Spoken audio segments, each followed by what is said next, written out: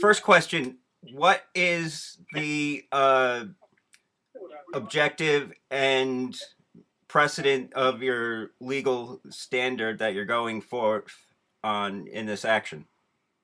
Sure. So we are officially repatriating the land. The Pokanoket Nation formed a tribal trust according to Hague Trust Treaty standards, which are international standards, and filed a constructive and public notice of the creation of that trust in July of 2015. Since that time, we've given communication to the governor, to the attorney general, and to Brown University. And the response has been to simply ignore us. And the request was that we would like to, now that we're in the proper standing, have conversations about amicably returning the lands to the full possession of the Pokanoket Nation. As it stands at this moment, with the lands taken into the trust of the Pokanoket Tribal Trust, Brown University is actually a foreign occupying force on the land by law.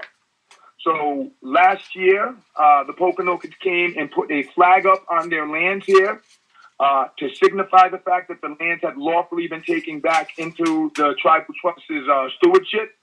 And a representative from Brown University took the flag down without initiating any communication with the Sagamore or any representatives from the tribe, which, as you know, by law, if you take a nation's flag down, that is considered to be an act of war. Being that we are peace-loving people, we did not respond in any sort of violent manner. We'll continue to try to communicate, and we're continually ignored. So at this point now, we've just simply taken it upon ourselves to move on to the land, to officially repatriate them, to hold ceremony, to bring them back to the sacred status that they're supposed to be in, and that's why we're out here today. What do you find yourselves seeing or coming upon on this land in terms of structures, infrastructure, things of that nature? Well, no, it's a good conversation. We're looking to see exactly what's going on. We definitely want to do some cultural development and things of that nature. They've had a pretty solid relationship with Brown in terms of being able to work on educational initiatives and things of that nature. So, that's really what we're trying to do. But this is, sacred ancestral land for the Pokanokets. And, Brown knows that. They've acknowledged that to the Pokanokets on several occasions. They've had conversations with them about the fact that, if there was a way to give the lands back to the Pokanoket, they would do that. And now that they have an opportunity to do it, they're not doing it. So that's what the concern is. So you're going to be occupying the land, and it's completely legal, and you've said in your press release that you're accepting support. How can people who want to show support do that? They can come on out and see what's going on, learn a little bit more about the culture and the people that are here, and talk about, really what's going on and what we're trying to accomplish here. It's about being amicable and supportive. You taking monetary or equipment donations? Yeah, absolutely. Anything that can be helpful, and really just wanting people to come out and learn about the culture and the people that we're here, because we are a part of this community and we are a part of this history, and we definitely want to be able to share that with people in a positive and productive manner. Okay. Yes. Are there any other points that you would like to discuss in relation to the history of the Pokanoket in this?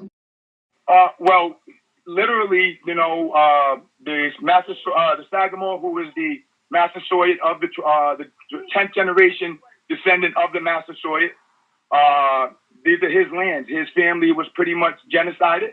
Mm-hmm. And once they were genocided, they didn't get any lawful sort of treaty or any sort of contract stating that the land was actually theirs.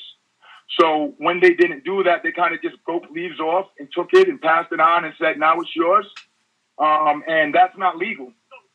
So now that we're operating in the capacity that we're operating in, it's time to, do the lawful thing. So they're not doing the lawful thing, and that's really what our concern is out here. Now that we're operating through tribal trust, they have an opportunity to pass it over, and they're choosing not to pass it over. So we're just trying to do what the law says we can do, and we're just trying to move in accordance. We're trying to educate people about who we are. We're trying to educate people about our people, the history of this state, which many people don't know. And that's what this is really all about. It's not about being adversarial. It's not about, punishing people for past things. It's just about following the law. I understand. Any other points that you want to bring up in closing? Sure. We're open to people coming and learning about it, as I said. We're not trying to be disrespectful. Brown is very much aware of what we're doing and how we're moving. We've had some good conversation with both the Bristol Police Department and the Brown Police Department. And we're hoping that this ends in an amicable manner. We're hoping representatives from Brown are willing to come out and speak to the Sagamore. And we can work this in a positive and productive manner.